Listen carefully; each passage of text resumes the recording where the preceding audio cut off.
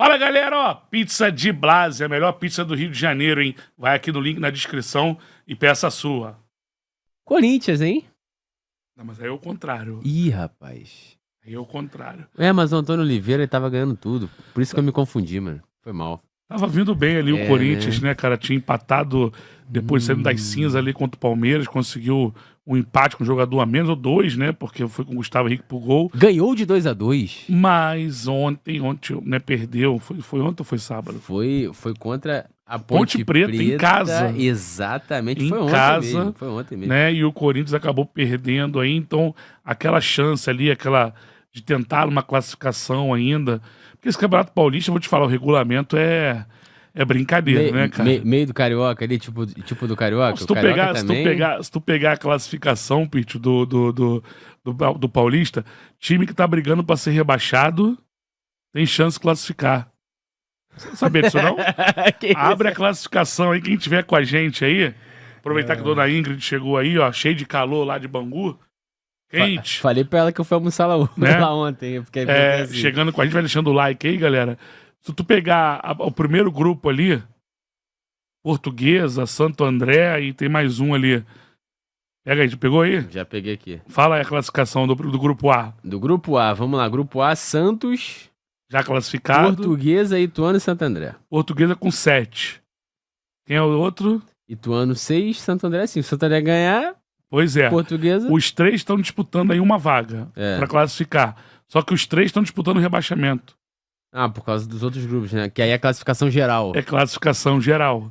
Loucura, hein? Se você for ver os outros grupos aí, tem ninguém, né? Quem tá mais com pontuação baixa aí nos outros grupos? Tem o Guarani com 6 pontos. Guarani brigando com 6 pontos. O Corinthians tá com 10, é o quarto colocado do grupo C. Situação, hein? O Inter de Limeira tem 14, o Mirassol tem 14 à frente do o Corinthians aí, 4 pontos, né? Mirassol que perdeu pro Palmeiras, mas jogou muito bem. Jogou bem. Jogou muito bem. Fez jogo duríssimo. Esse jogo foi no sábado, né? Mas brincadeiras à parte, a Ponte Preta venceu o Corinthians, uma excelente vitória. O Corinthians que finalizou 29 vezes, Castanha. 29. Sabe quantas que foram no gol? 2. Quase! Você chutou até melhor do que o Corinthians no jogo. Foram 4 finalizações no gol. Esse é o resultado de que tem o Alberto e Pedro Raul de centroavante, Castanha. Ou não é só culpa dos caras, tem mais gente com culpa no cartório. E 80% de posse de bola no jogo inteiro entre Corinthians e Ponte Preta. Até o Antônio Oliveira na coletiva estava bem confiante. Porque se você pegar os números mesmo, cara, assim, foi um amasso, né? Mas, velho, você não pode perder pra Ponte Preta, né, Castanha? Esse time da Ponte, né, tem as suas limitações ali. O Corinthians, né, buscando essa reformulação, se reencontrar, novos jogadores. O Antônio Oliveira acabou de chegar também, acho que tem que ter calma com o cara. Vai ter uma oscilação ou outra. Mas o sinal de alerta pro Corinthians, esse Campeonato Paulista preocupa a vida do Corinthians? Te pergunto isso por quê?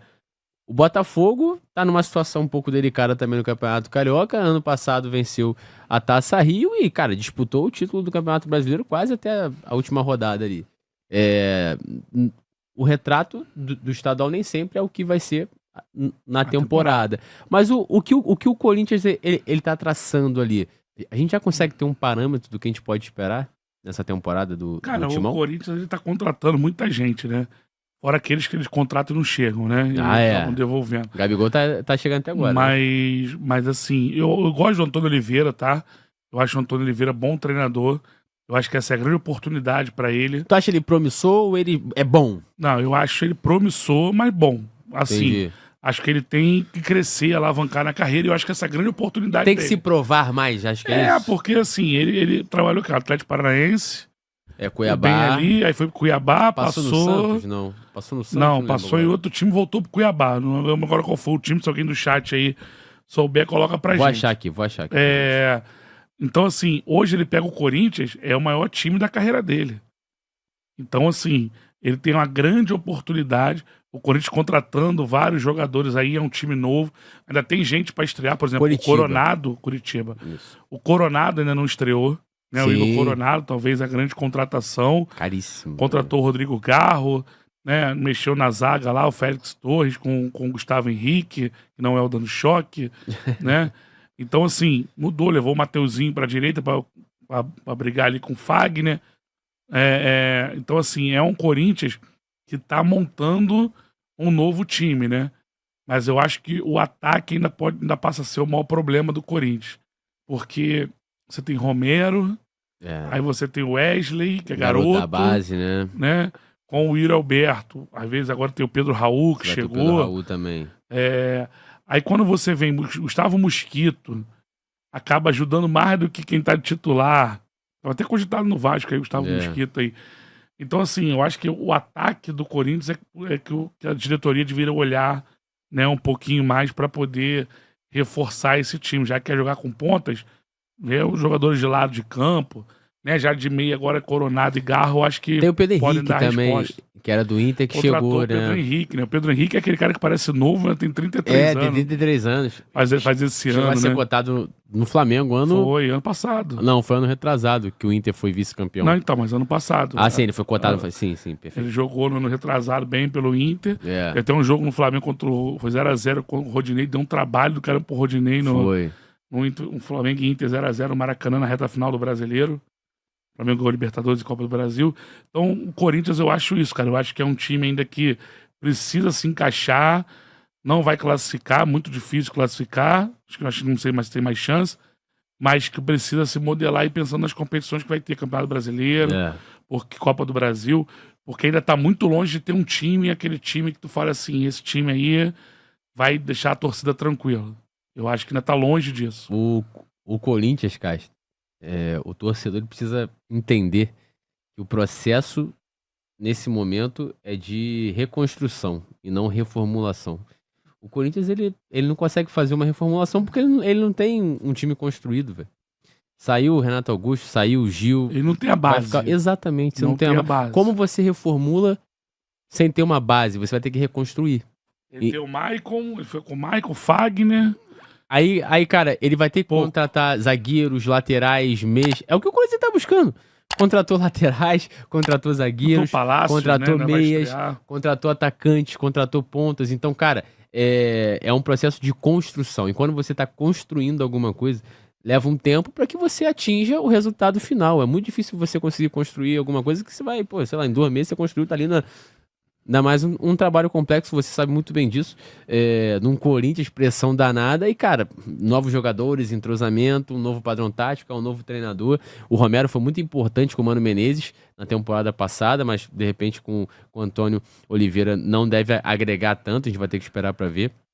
Mas o torcedor precisa entender isso. E, infelizmente, os dirigentes do Corinthians não passam isso pro torcedor. É um processo de construção. Ou, se quiser chamar de reconstrução, e não de reformulação. Reformulação, quem está fazendo é o Flamengo. Reformulação, quem faz é o Palmeiras muito bem. O Flamengo hoje faz um processo de reformulação que o Gabriel e o Bruno Henrique são reservas.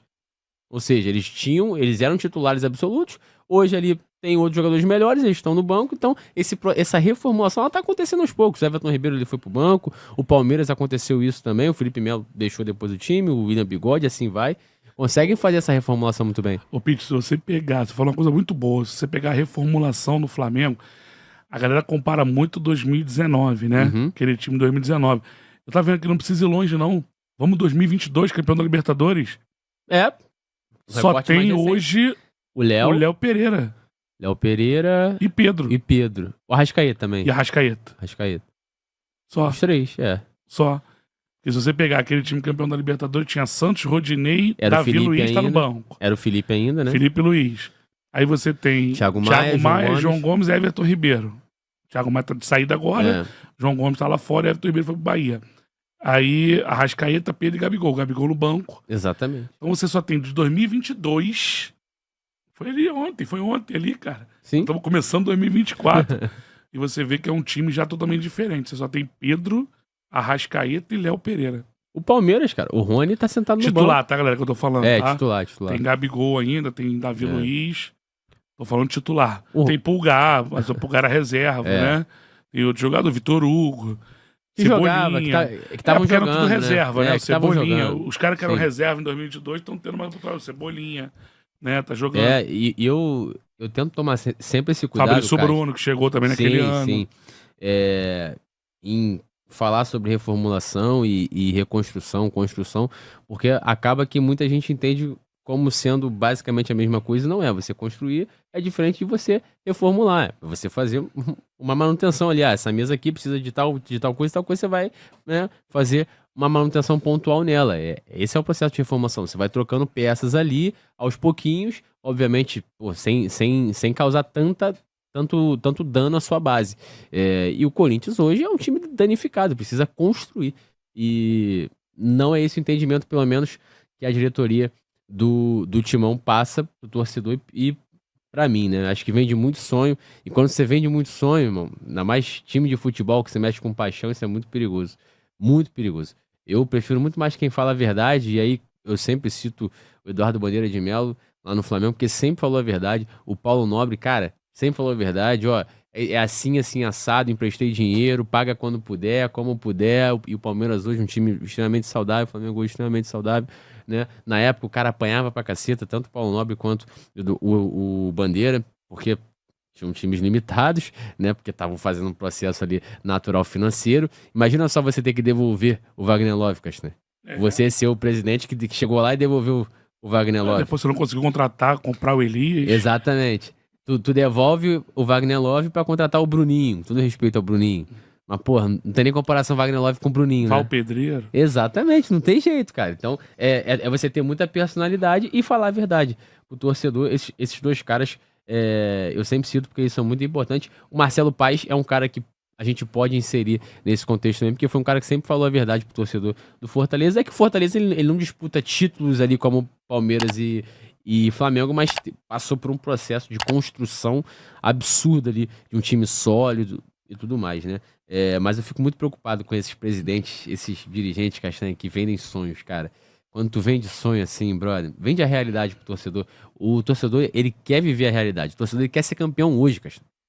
Entendeu? Ele quer ser campeão hoje. Mas se você chegar pra ele e falar assim, cara, hoje eu não consigo ser campeão por causa disso, disso. Mas vamos fazer um projeto vencedor. Eu concordo. Vai todo mundo concordar com você. Agora, se tu fala que tu vai ser campeão hoje, pô, com o Angel Romero, pô, sabe? Que vem sendo o maior jogador do Corinthians, como Sim. o Zé Newton colocou aqui. Né? Vem sendo importante, sim. Com o Mateuzinho, sabe? Com o Pedro Raul. Aí você fala assim, mano. Aí tu olha pro lado. Só quem ganha dinheiro vendendo sonho é o padeiro. Exatamente. E olha lá. Inclusive aqui perto tem uma padaria com um sonho maravilhoso. Gostou desse corte? Deixa o like, se inscreve no canal, fica aqui com o De Papo Podcast, que toda semana tem conteúdo novo pra vocês.